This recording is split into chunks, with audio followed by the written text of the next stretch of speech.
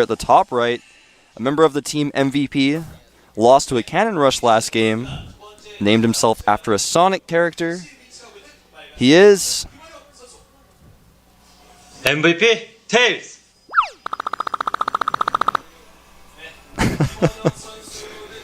I like that. That's one of my favorite ones.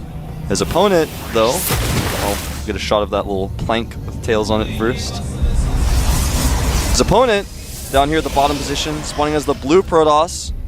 NS 소서 vanvanth. Now you'll notice right off the bat, both of these players are actually making their pylons next to the wall there, just in case their opponent goes for a cannon rush like we saw last game. That's the most common place to cannon rush from on this map. Yeah, if you can get the cannons there, you can walk up close to the Nexus just like we saw last game. But we do have TAiLS throwing down a early gateway once again. 10 gating and getting 12 gas, so super fast 4-gate he wants to do. And normally this build order was kind of used in the Korean 4-gate where you mine gas until 50, pull all your probes off gas, and do a 4-gate with only zealots. You warp and pylons into your opponent's main. You just make so many pylons, you have so much extra money. He just can't stop all of your pylons from warping in. But with the new warp gate time, it's actually almost impossible to pull off a strategy like that, so we may see something different. I'm kind of curious to see what his plan is. Well, he is putting down the cybernetic score right now. Yeah, so he actually chrono boosted out a zealot and delayed his cybernetic score just a little bit. So he really wants to put the zealot pressure on with that first zealot. We've seen players do this in the past. TAiLS has done this. Soccer has done this. You chrono boost out your first zealot with a fast gateway, then you just go and target down probes in your opponent's base. yeah, and as you were saying before, vanvanth is a player that is typically known for not an atypical Protoss versus Protoss. So TAiLS wants to get that first zealot out and be able to scout exactly what vanvanth is doing, make sure he's comfortable with the build order that he's branching out to. Exactly. So that zealot will get to the base of vanvanth around the same time that TAiLS' zealot gets there. He's just going to avoid the zealot though and target down probes. vanvanth with a probe sitting idly in the base, just scouting. And he doesn't need to scout around. Protoss can only build around pylons, so once you scout the exact number of pylons, you just have to scout around those. The zealots are fighting here on the ramp. vanvanth's zealot is actually going to force TAiLS' out, but TAiLS did get able to sneak up and see exactly that there is a standard build coming out here. Yeah, he wasn't able to really see a whole lot. He just saw that first gate. He probably would have run in and tried to attack probes, but he just took 2 hits on the ramp, and if you do that, you're just not, it's not even worth it to get in there. The probes are going to micro away. Right now, TAiLS sending his Stalker out though. Chrono boosting his warp gate research. He has added a second gateway, but none other. Hasn't added his second gas yet either, whereas vanvanth has added his. And the other interesting thing to note about this game is because vanvanth had chrono boosted out that first zealot, he was able to get his Stalker out even faster than TAiLS, or out faster than vanvanth as well. So we're going to get a little engagement going on here in the middle. He is almost going to be able to take down this first Stalker. Oh. If he can take that down, that'll be huge. 2 pylons going down. The probe does get killed, so no more pylons will be coming in, but that's exactly what he needs right now.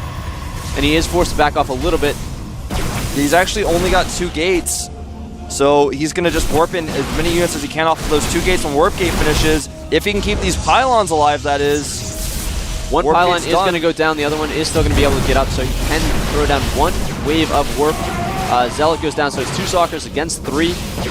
Until these 2 warp, and it's going to be 4 against 3. They're going to run up the ramp here. He needs to attack now.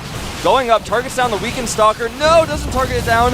There he goes, targets it down. Now he's got a huge advantage. vanvanth's warp gate is long from finishing. He went for a 13 gate, and that's why he may end up losing here right now. As soon as these warp gates are done with cooldown, he's going to get 2 more. The Stalker that's going to pop out of this gateway is going to be focused on very quickly. Here come the probes. TAiLS getting 2 more Stalkers in here. He's got 4 Stalkers to 0, or excuse me, 1 just came out now. The vanvanth is really not doing right now. He doesn't have warp gate, so he can't get the reinforcements quickly enough. These probes are just dying with no defenses whatsoever. Yeah, this is going to be it. The warp gate's finishing, but 2 more Stalkers. It's going to be 5 Stalkers against 2. GG. A lot of that game came down to 10 gate versus 13 gate. That's how it goes. Imagine what it would have been like if he had 4 gates with that build. Just imagine. Yeah, that would be a lot of units being warped in, but he did want to go for the faster, aggressive play right there, and he did have the ability to transition out if it didn't succeed. I like that. A lot of people just go for it. I'm one of those people sometimes when I do a build like this, I scout. Your warp gate research is a little bit late, I think. Based on when your Zealot came out, I think I'm going to hit you with these gates, even if I've only made 3. I just attack, because Stalkers, in numbers, if you only have 1 more Stalker than your opponent, especially if you have 2 more, you just win so well. It's just so convincing. You crush through so fast, because Stalkers do well against Stalkers, so every single number matters a whole lot. So I like that ability. He was probably going to do a 2-gate robo, add a second gas pretty soon there, and then he was just like, no, I think I can just win. And he scouted what was going on and went for it. And did a lot of damage to that one stalker in the middle of the field.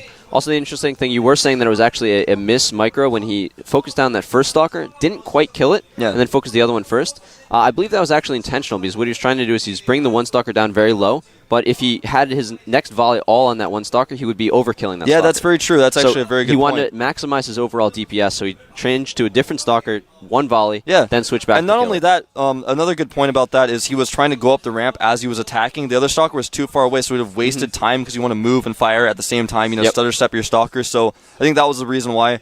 I think he was going to try to target it, and then it was just like, no. So I thought he was going to walk by and completely miss micro. But yeah, good point. He didn't really miss micro. That was actually intentional. Good catch there, Torch. So with Protoss versus Protoss, if you're just coming into it, it doesn't look like a whole lot of interesting things are going on. But there's so many minute little details that go on to the micro between those battles that it becomes so in-depth when you look into it a bit further. You got to move your stalkers forward, target stalkers down. If you make your gateway at 10, your opponent has to know that. Otherwise, he's going to die if he doesn't warp gate. Chrono boost every single chrono boost on his warp gate. He went for a 13 gate. That's very, very risky. You get a little bit of extra mining with that, but it's not ideal because it reduces your warp gate research time so much. And you end up losing a bunch of probes anyway, so that extra mining time is useless. It's pretty bad. So 10 gate, or 13 gate rather, not very safe against the 10 gate. All right, we're going to jump into the third game here on Belcher Beach.